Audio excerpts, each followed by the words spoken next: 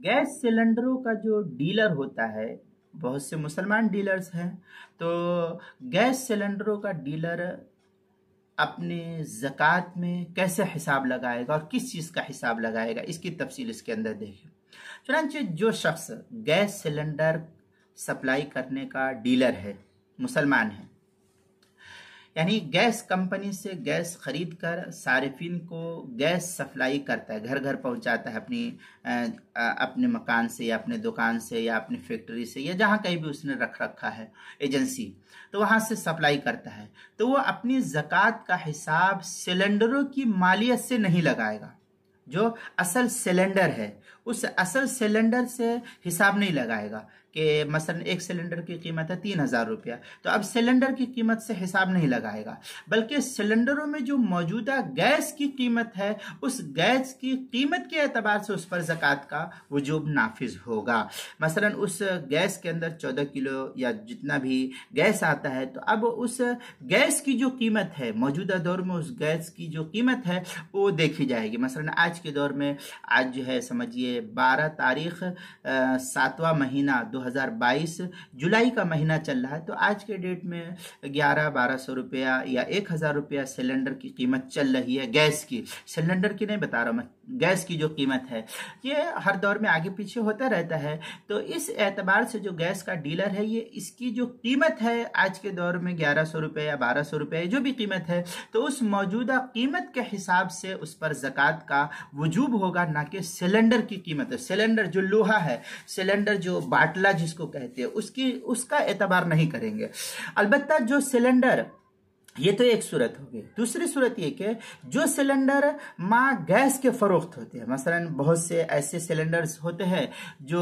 Gas के साथ लोग खरीदते हैं, कनेक्शन, नया कनेक्शन खरीदते हैं, तो उसमें गैस भी खरीदते हैं और गैस का जो सिलेंडर है उसको भी खरीदा जाता है। तो इस सूरत में इसको फरोख्तगी के लिए वो रखे हुआ है, तो उनमें सिलेंडर और गैस दोनों की कीमत का एतबार हो, गैस का भी, गैस की कीमत को भी जोड़ेंगे और उसमें जो सिलेंडर लोहा है, बाटला है, उसको भी कीमत के एतबार से अदा किया जाएगा और दोनों की कीमत को जोड़ करके फिर जो है ज़कात की वजूब का हुक्म नाफिज किया जाएगा। क्योंकि पहली सूरत में सिलेंडरों की हैसियत महज बर्तन की शक्ल है, बर्तन की एक शक्ल है कि उसके अंदर वो चीज़ रखी हुई है, और दूसरी सूरत में सिलेंडर खुद माल तजारत में दाखिल है। पहली सूरत में गैस को जो है गैस उसके अंदर रखा हुआ है तो एक बर्तन है, इसलिए हम सिर्फ गैस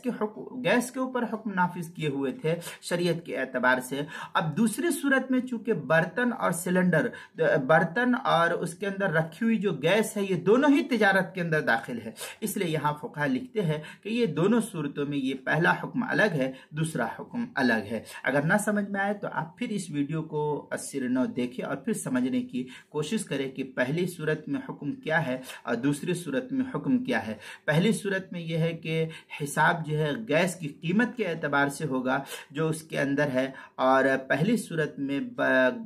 सिलेंडर जो है वो बर्तन की शक्ल में होगा, और दूसरी सूरत में जब सिलेंडर और